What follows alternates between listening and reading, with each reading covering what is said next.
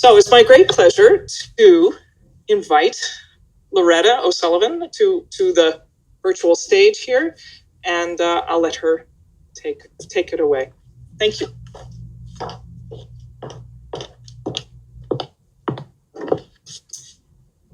Thank you, Kate, for having me, and just say thanks to the Violoncello Society of New York for this presentation of Airborne and J.S. Bach.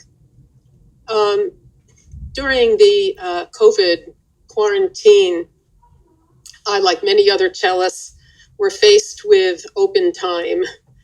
And I've talked to a couple of other musicians, and they kind of went a similar route.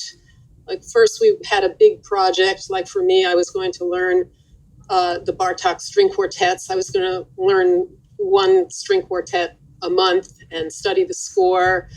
And there was some solo cello literature that I wanted to learn as well. And I found out pretty quickly that, because of the COVID experience, that I was losing energy and concentration, and I actually couldn't practice or concentrate all that much on these bigger projects. And I turned to improvisation, which is something that I've always enjoyed, particularly when I was improvising with another player. And, when I was practicing these improvisations by myself in my studio, I realized that when I had words to look at or words to relate to, that the improvisations took a shape. And so this kind of spurred me on, and I was looking at poetry, and I thought of my friend Marilyn Miller, who has a large collection of haiku and short poems and some longer poems on her Instagram account. And I went in there and found some really wonderful and charming poems. I took one of those and improvised to it and recorded that on my iPad, and then I sent it over to Marilyn, and that began a really fun exchange of her poetry and my music. And that amounted in this project called Airborne, which is a set of 9 poems, haiku. And there are 3 sections. The first section is Takeoffs. The second section is Turbulence. And the third section is Arrivals. My intention was to stay really close to Marilyn's words, and the term word painting came to me. And word painting is actually a musical term where the composer creates musical gestures that match the word, either specifically match the word, they sound like the word, or else they sound like the meaning of the word. And I have since then thought of J.S. Bach and how playing so much of Bach's vocal music over the years with the Bach Choir of Bethlehem has influenced the way I was thinking of these poems, of creating these poems. And I thought it would be fun as part of a presentation to point out some of the ways that J.S. Bach does word painting.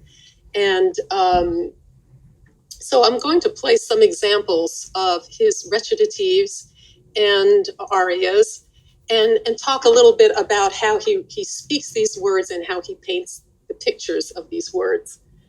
So I'll begin just talking a tiny bit about what a recitative is.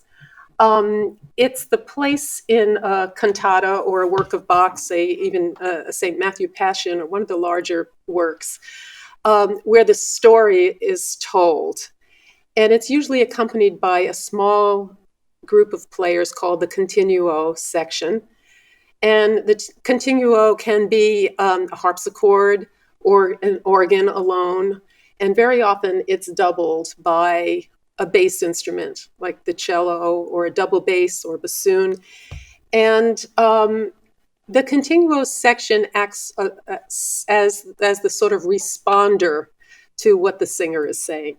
So very often the structure starts with an opening chord in the continuo part.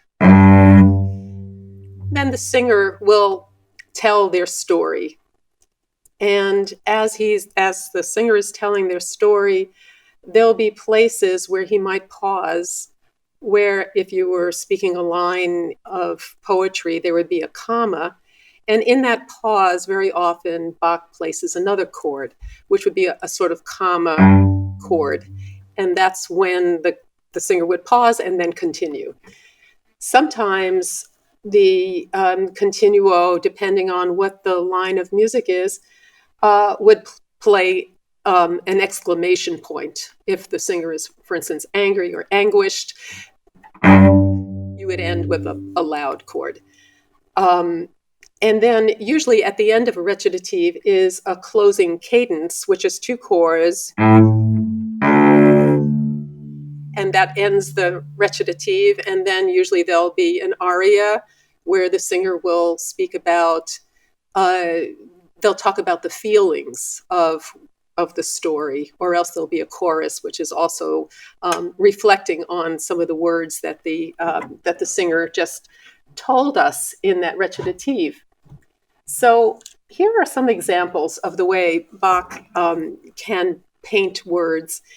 The first example that I want to show is from the Coffee Cantata, which is it's a comedy, and it's about a father who is exasperated. He's just had it with his daughter because he wants to marry his daughter off, and her first love is coffee, and she will not give it up for anything. So the cantata starts with the father saying, "Be quiet and listen." And the continuo responds by going. And in this recitative, every time the father says something, the continuo answers with this sort of bombastic response. The next excerpt that I have is from the St. John Passion. And this is part of a very moving scene where Peter has realized that he's betrayed Jesus. And as was predicted, when the cock crows, when he hears the cock crowing, that's when he truly realizes that he has done this. And after that happens, he goes off and he weeps. So here is the depiction of the cock crowing. Sounds a little bit like a rooster. Some directors like to think of this as, it is the crowing of the rooster, but it's also leading to the weeping motives. So one could play something a little more tragic. The next excerpt is from the St. Matthew Passion, and this takes place after the crucifixion, and it's a depiction of, all hell breaking loose. It starts with the words are, "The veil of the temple was rent in twain from top to bottom." And at the bottom begins an earthquake, that the ground begins to tremble. So here is what's in the music for was rent in twain from top to bottom, ripped from top to bottom.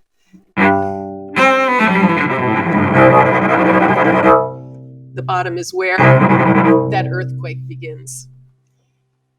So back to the Coffee Cantata.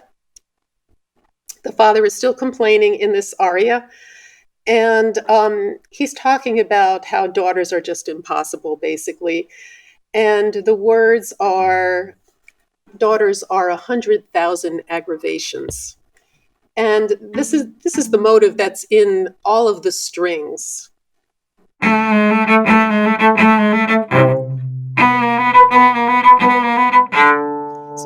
sort of whiny. And sometimes the tempo is faster for this aria. And when I play it faster,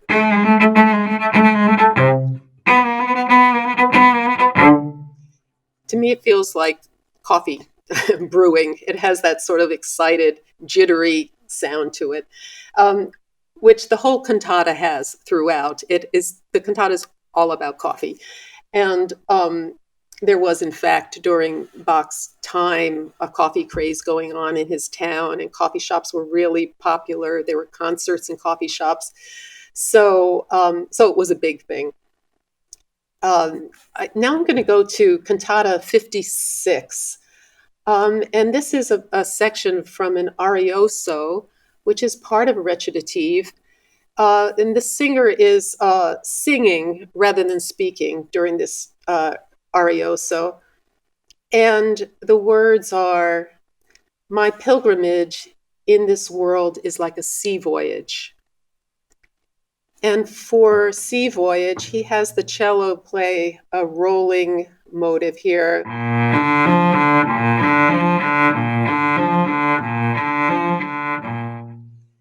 And underneath that, the double bass player is playing these very, very solid eighth notes. And later on in the text, it talks about that the person is lost at sea and searching for an anchor. And so, and this music is on top of each other. So you have the lost at sea, sort of sloshing over, and you have that bass keeping in line the ship, so it's being held. And the last excerpt that I wanted to play is back in the St. John Passion. And this is also after the crucifixion. And the words are, "Melt my heart in floods of tears." And this is in the bass line, but the strings and the oboe da caccias are playing similar motives here.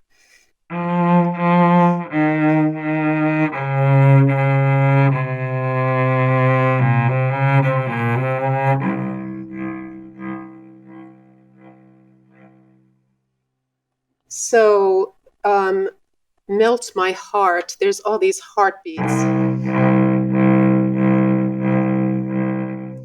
And "Floods of Tears" is this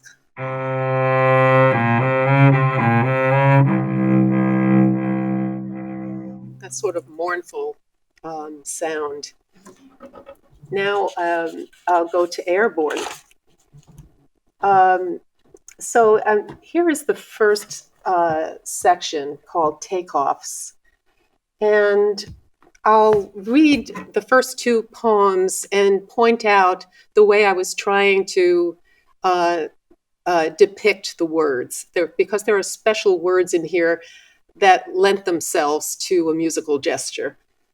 So the poem through, "Watching two winter birds in Central Park. Sparrow, the breeze I see has ruffled your feathers. Mine tremble with joy." So I picked G major, which is a rather sunny key.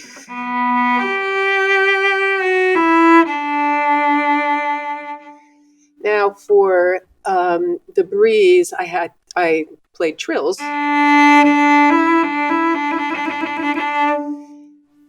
And ruffling your feathers.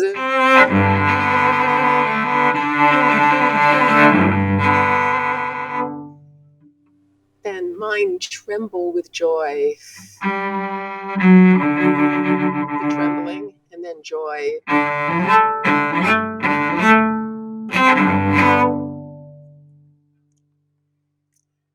The next poem is Pigeon. Pigeon, am I the only one who sees you survive your impossible plunge? So here I thought of the recitative. Remember, as I was saying, there's an opening chord. The opening chord for pigeon is. So I thought that would be a pigeon opening. Who sees you survive your impossible plunge? So I'll read it one more time and then play it. Pigeon, am I the only one who sees you survive your impossible plunge?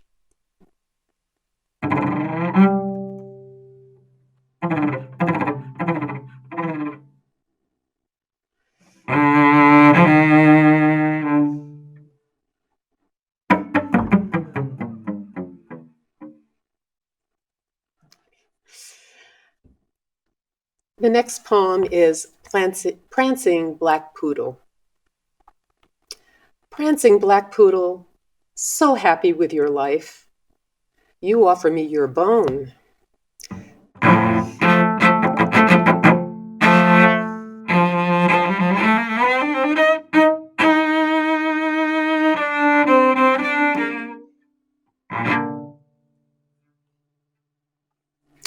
Now we're in the next section, turbulence.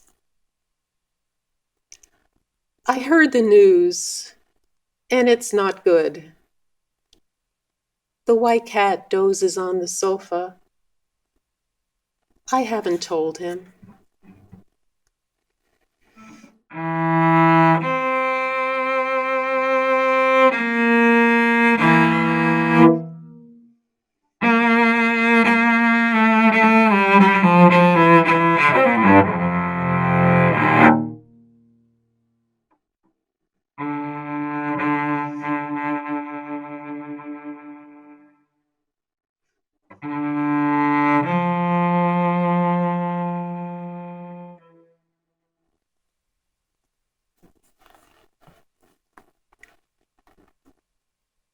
Your perfume, that from room to room, trailing behind, blend of citrus, grief.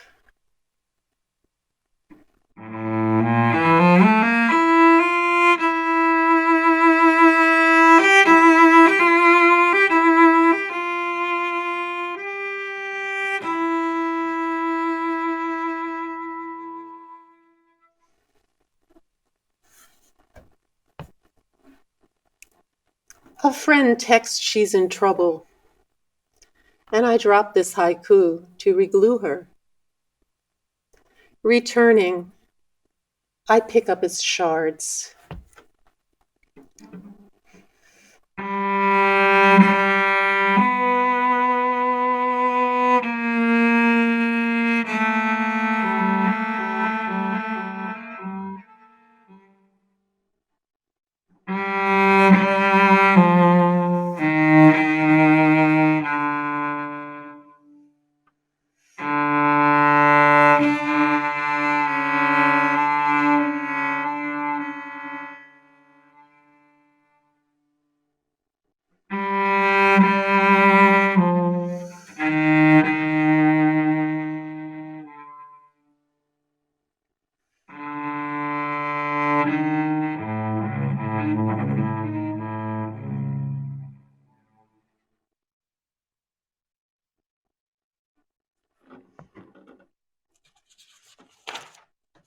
Now we're into the final section, arrivals. This AM, I forgot to watch the sky strike its match, light up. But now I breathe in its blue smoke.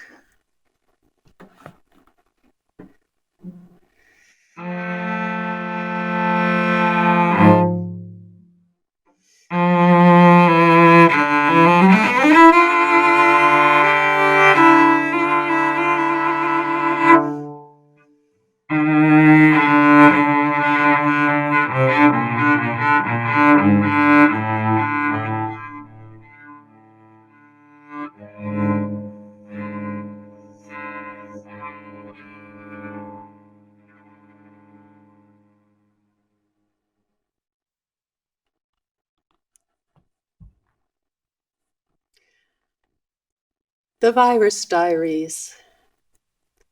Apartment houses across the park at dawn.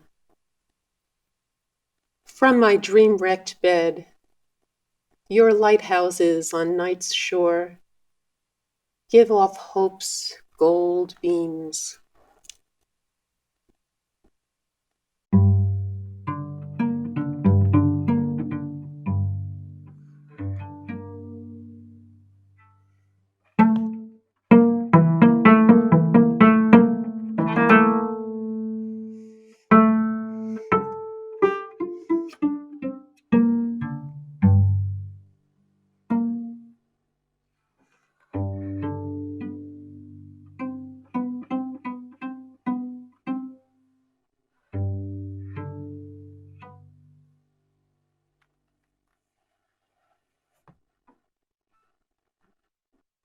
Baby umbrella in the PM squall, you open your fists for the first time, and pint-sized, giddy, we bob.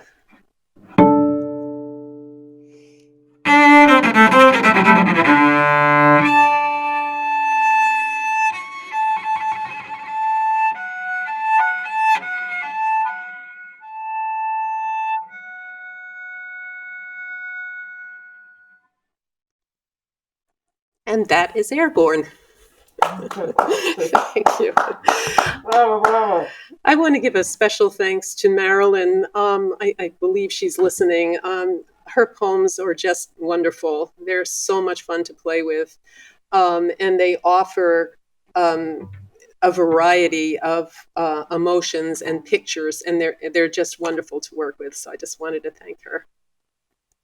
And thank you, Kate. Well, thank you. Thank you, Loretta. I'm so pleased that I'll just speak to you from here because, I really am so delighted that you were such a good sport about trying our technology for the first time. And mostly it worked. I would love to hear if you would be willing, because we had just a little bit of technical time to catch up, if you would talk a little bit more about what the very beginning, your experience with Bach, and maybe show us some of the excerpts you showed us in the beginning. Okay, yeah. That would be really great. Okay, sure. We were having a little audio. Okay, great. So I'll start. I'll do the box section again. Is that right? Not at all. Not at all. Really super. So I guess what I was talking about, how Bach is such a master of word painting, which is that he's able to do two things. One, he's able to really create a visual image for a specific word, but also he can create the mood of the word or the context of the word in a larger section. If you've listened to a work of Bach, like the St. Matthew Passion, as I have, in the audience with my eyes shut, it's a very moving experience. It's beautiful. But if I listen to the St. Matthew while looking at the words, it's like those words can really feel like they're jumping off the page or they're sinking in because of the way he's able to magnify that with his musical gesture. And I had an experience with the Bach choir. I was listening to, or I was about to play that recitative with the boat swishing back and forth and searching for an anchor. And it was a time where I actually felt a little unglued. And reading those words and playing that really had a personal meaning to me. And I think that's really also one of the things that is so great about J.S. Bach, is that he speaks to the text and to these large images, but it can be very personal. So I think I'll play that Cantata 56 recit. So the text is, "My pilgrimage in this world is like a sea voyage. And the cello is playing this rolling motion.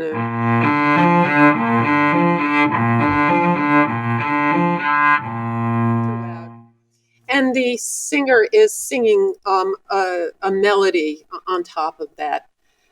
But simultaneously to that rolling motion in the cello line is a bass line for the double bass, who's going.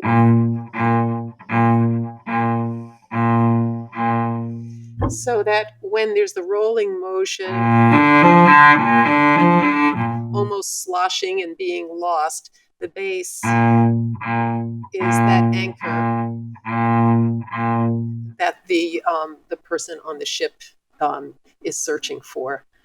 So I'll do a few more. I'll do the Coffee Cantata excerpts in a row. So the first one was this exasperated father who wants to get his daughter married, but the daughter cannot get herself to stop thinking about her love of coffee. And so the first recitative, the father says, "Be quiet and listen." The continuo answers. And then anytime the father says something in that particular recit, the continuo is ready to respond in that sort of gruff manner. One other one that's quite amazing is from the St. Matthew Passion, which is after the crucifixion, and the words are, "The veil of the temple was rent in twain from top to bottom." And at that bottom is an earthquake. And the gesture that talks about something being ripped from top to bottom is this. So the other, I forgot the other Coffee Cantata excerpt. Father is saying, daughters are 100,000 aggravations. He's just fed up and he's complaining. And here's that complaining motive.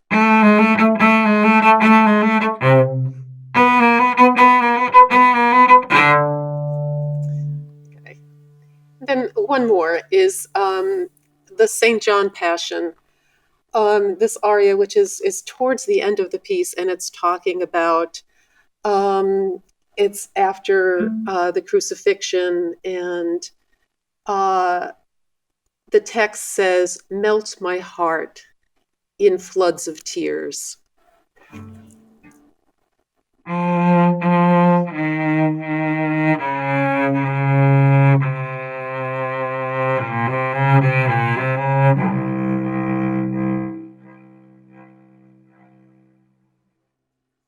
So the heart beats.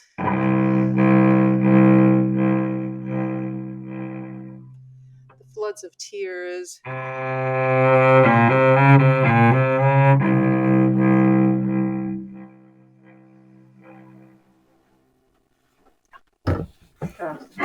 Thanks. Lovely. So I have a couple of questions. I don't know if people can hear me. I don't want to get too close to you during them. But we can both say that Loretta's been vaccinated and I've had my first round. So we feel pretty confident being here. But my experience with you is we met at the Bethlehem Bach organization, and so much of I had not had a lot of experience playing in the Bach orchestra, and certainly played lots of solo Bach. And I wondered if you could talk a little bit about the difference of, being a continuo player is very specific. You're always making comments, and you're carrying the whole narrative of the passion or the aria. Could you talk a little bit about that, and maybe how you got interested in it, or what took you to that area of specialty? Right, thank you. I always loved playing Baroque music, and it really wasn't until I got out of college. I went to Hart College of Music and started freelancing in New York when playing Baroque instruments was really becoming popular.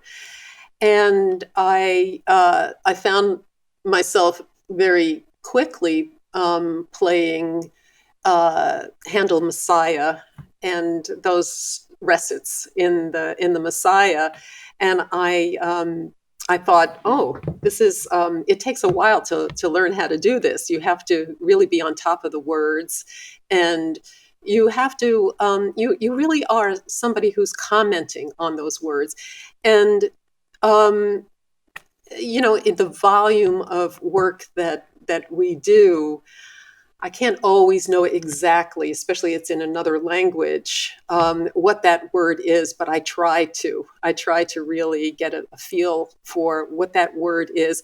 And we can get a lot from the singer's expression. So in a way, it's like this very close listening to the singer and trying to almost be like just a little anticipating what they're going to do. And I think there's a reason why it's called a continuo section, why it's a team, because very often we have to feel those things together. And when I'm playing with a wonderful keyboard player, like in Bethlehem is Charlotte Maddox or Greg Fumsgeld, they not only can lead it from the harpsichord or the organ, but they also provide these chords that fill in. So what I love about playing continuo is that you really have to be on your toes. And one is going to make mistakes, but that's part of the challenge too. And it's really, it's a wonderful feeling to be supporting those singers, like they're relying on us too. And so that's the challenge of it. I'm going to get a little closer to the microphone because Okay. it's a little hard for them to hear me. Another question along those lines.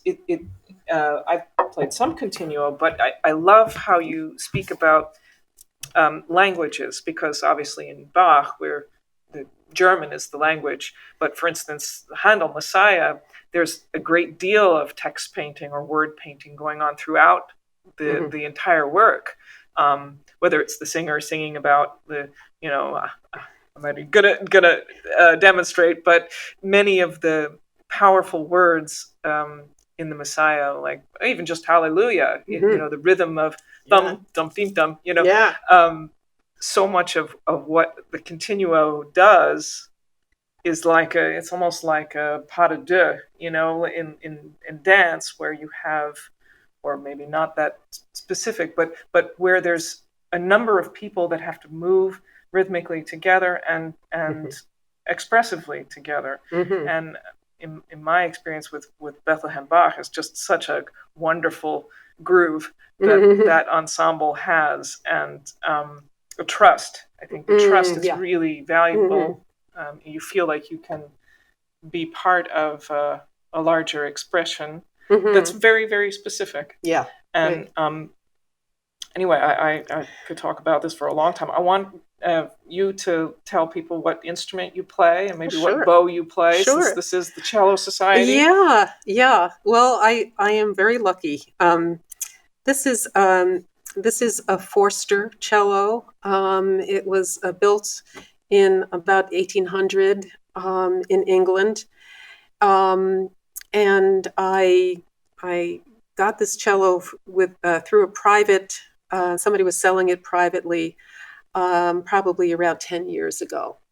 And previously to that, I had my other cello, my Baroque cello, is also an English cello, which is a Walmsley. So I really love English cellos, and they're beautiful and relatively affordable in the scheme of instruments.